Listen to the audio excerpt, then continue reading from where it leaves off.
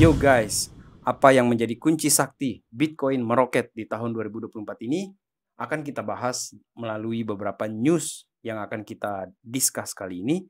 Kemudian, koin potensial. Koin potensial apa saja untuk next wave dari bulls kali ini?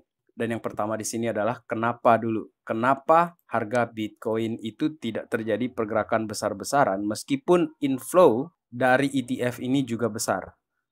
Pertama saya ingin bahas dulu karena halving ya. Jadi untuk halving ini ternyata masih belum kita rasakan hasilnya. Dan untuk bisa terasa, menurut pengalaman di sini apa yang pernah terjadi sebelumnya, itu butuh waktu beberapa bulan. Bahkan boleh jadi akhir tahun ini baru terasa nih untuk halving itu memberikan dampak terhadap harga si Bitcoin ini. Yang meskipun ETF tadi seperti kita katakan ya, ETF ini kan terjadi inflow juga besar-besaran di sini sahabat Back Cuan. Ini sampai tanggal 7 Juni 2024 ini data terakhirnya dia. Itu inflow-nya besar-besaran. Dan kalau kita perhatikan di sini Bitcoin Spot ETF ini total kumulatif flow-nya ini spike terus di sini. Dan secara perbandingan saja di sini untuk GBTC ataupun iBITS, BlackRock di sini sudah mengungguli kan. Mengungguli dari si Grayscale tersebut. So, ini adalah flippening yang memang semua orang sudah prediksikan akan terjadi. Akan tetapi Bitcoin masih saja tetap terjadi penurunan. Meskipun kategorinya ini kita bilang sharply ya. Sharply falling gitu kan. Kemudian Crypto Fear and Greed Index juga turun ke 77 angkanya. Dan sahabat Back Cuan, perlu kita ketahui juga bahwa hedge funds ini melakukan yang namanya shorting ya ke Bitcoin. Hedge funds are net short di sini sebesar 5,8 billions di future market. Yang dalam hal ini para hedge funds yang diwakili dari garis ini ya, garis warna biru gelap ini, mereka berekspektasi bahwa Bitcoin ini akan turun. Teman-teman, apa pendapat kalian mengenai hal ini? Saya memperkirakan ya bahwa hedge funds ini mungkin menggunakan data-data terakhir ya, mengenai data-data terbaru di Amerika secara umum ya, untuk melihat gambaran dari pergerakan harga aset, terutama aset-aset berisiko seperti saham ataupun kripto, termasuk Bitcoin dalam hal ini, sahabat Back Cuan. Apakah ini membuat kita jadi lemah? Menurut saya jangan. Jangan sampai kita lemah, jangan sampai kita jatuh ke dalam trapnya dia, karena saya memperkirakan bahwa ini mereka lakukan karena mau beli barang di bawah kayaknya ini, skenario-skenario seperti ini. Itu yang dapat saya katakan di sini, opini saya secara pribadi di situ. Kemudian sahabat Back Cuan, memang ya target 72 itu betul-betul seperti tembok yang besar sekali yang susah nih kayaknya untuk ditembus oleh si Bitcoin-nya. Akan tetapi dapat saya katakan bahwa apabila target itu bisa ditembus oleh si Bitcoin, ini coba kita perhatikan ini dengan time frame yang daily untuk si Bitcoin, ada semacam falling wedge yang sudah ditembus di sini, dan kalau kita mengikuti patterns ABCD di sini, maka apabila ini ditembus, maka potensi Bitcoin ini di tahun 2024 saja itu bisa menembus 100.000. Yang walaupun saya pribadi di sini sering mengatakan bahwa saya secara realistis mentargetkan ke 80K, ke 80-an ribu dolar lah untuk si Bitcoin ini, sahabat Back Cuan. Lantas apa kunci sakti yang bisa membuat Bitcoin to the moon? Yang pertama di sini ingin saya katakan adalah cartridge, sahabat Black Cuan. Dan itu kita bahas sebentar di sini mengenai cartridge sebelum yang kedua dan yang ketiganya. Jadi untuk cartridge ini kita menunggu FOMC meeting yang akan terjadi nanti di sini di sekitar tanggal 11 dan 12 Juni, sahabat Black Cuan. Akan tetapi ada gambaran juga ke sana yang coba kita perhatikan dari beberapa news yang sudah saya rangkum di sini.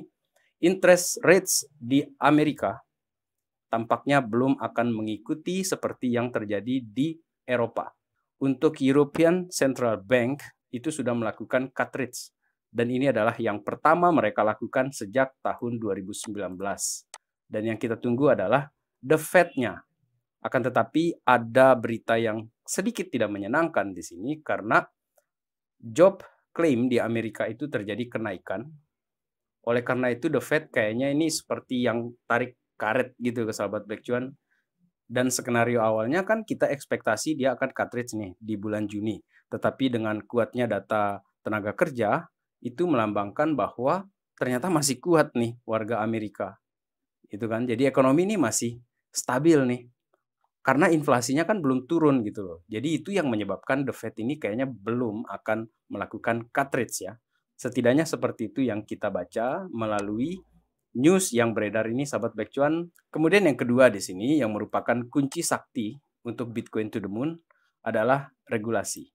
Oleh karena itu, 70% warga Amerika menginginkan presiden yang memiliki pengetahuan tentang kripto yang bukan saja membatasi kripto atau menganggap kripto ini membahayakan ekonomi Amerika Serikat.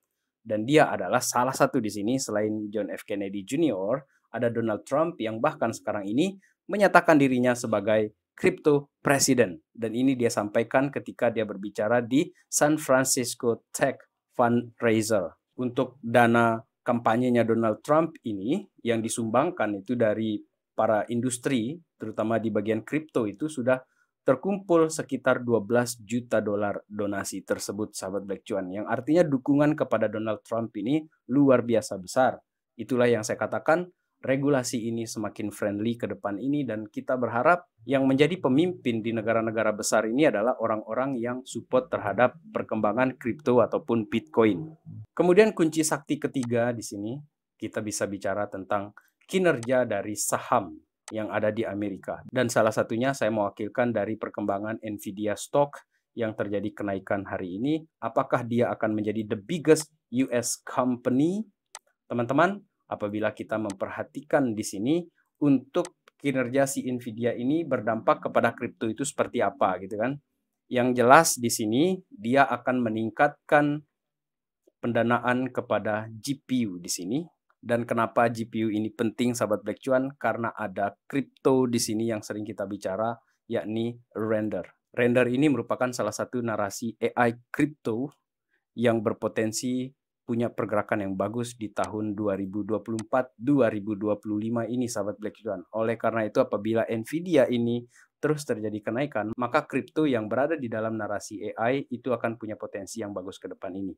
Sementara untuk si Nvidia sendiri di sini dia sudah menyalip Apple di sini, AAPL di sini. Teman-teman, 3,11 triliun. Terakhir kita berbicara, waktu itu Nvidia ini masih berada di 2,7 triliun dan luar biasa. Dia terjadi kenaikan kurang lebih ya hanya dalam waktu semingguan lah.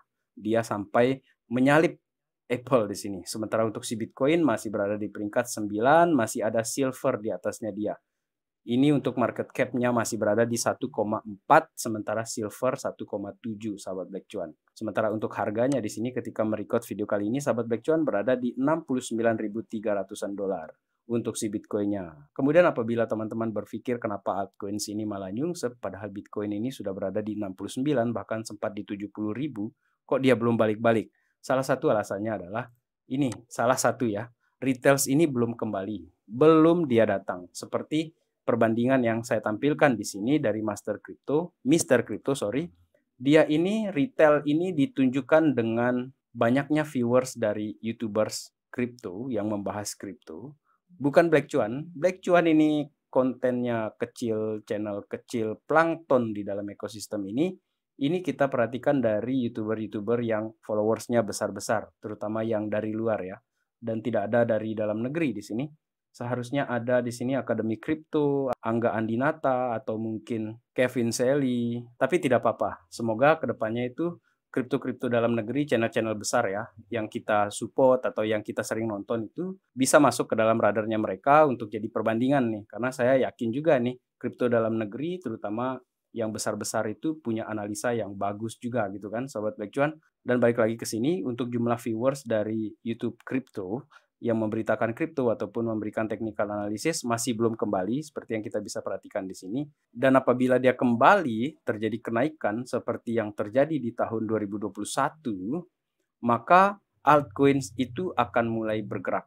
Itu ekspektasi saya di sini ketika retails ini kembali. Jadi untuk sementara ini retails masih belum ada datang di sini. Dan ini salah satu indikatornya, selain daripada indikator yang lainnya. Kemudian kita beralih ke altcoins di sini. Koin apa yang kita persiapkan menuju ke next wave ya, atau ombak berikutnya daripada bull runs ini. Di sini ada Sandbox yang punya update terbaru dia di sini, bahwa mereka ini ada meningkatkan dana sebesar 20 millions di sini untuk upgrade-upgrade yang dilakukan oleh Sandbox. Teman-teman, ini merupakan pertanda menurut saya bahwa di GameFi ini baru akan mulai pemanasan ini. Jadi token-token seperti Sandbox ini kan pernah populer, yang luar biasa sekali populer di tahun 2021, bahkan dibahas juga oleh Deddy Corbuzier di sana mengenai orang-orang yang beli tanah di Sandbox ataupun di Decentraland di mana ya pada saat itu. Dan ketika koin-koin besarnya atau yang big cap seperti Sandbox ini mulai berkembang seperti ini, atau mengupdate roadmap-nya dia atau project-projectnya dia yang baru, sahabat Black Cuan, itu akan menarik atensi dari para retail nantinya. Kemudian yang kedua adalah mengenai Ronin Network.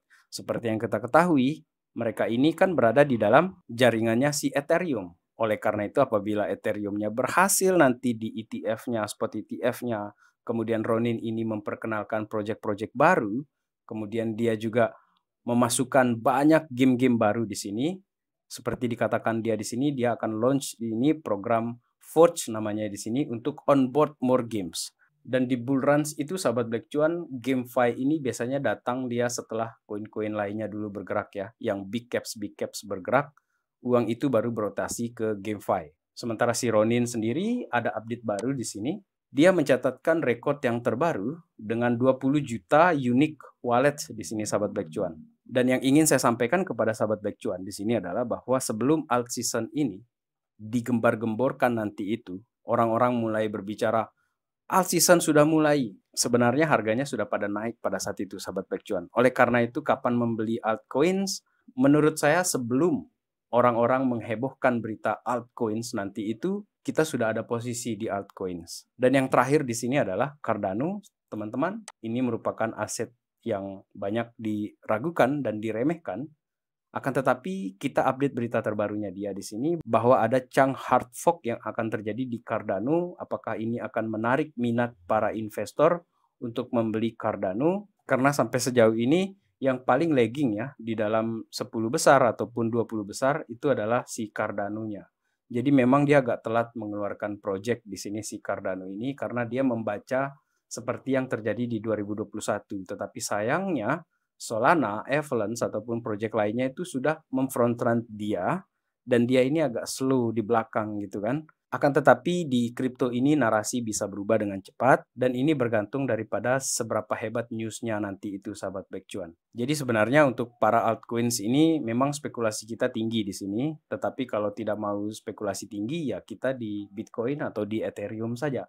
Dan untuk saya pribadi, meskipun ya tidak seheboh dari altcoins yang baru, Cardano ini di saat bull runs pun pasti akan punya pergerakan yang bagus. Dan itu tadi kunci sakti Bitcoin meroket to the moon. Kemudian beberapa koin yang kita persiapkan untuk next wave dari bull runs ini, sahabat Black Cuan. Terima kasih telah menonton video kali ini. Tetap lakukan riset kalian secara mandiri dan sampai jumpa di update yang berikutnya. Salam Black Cuan. Peace, my friend.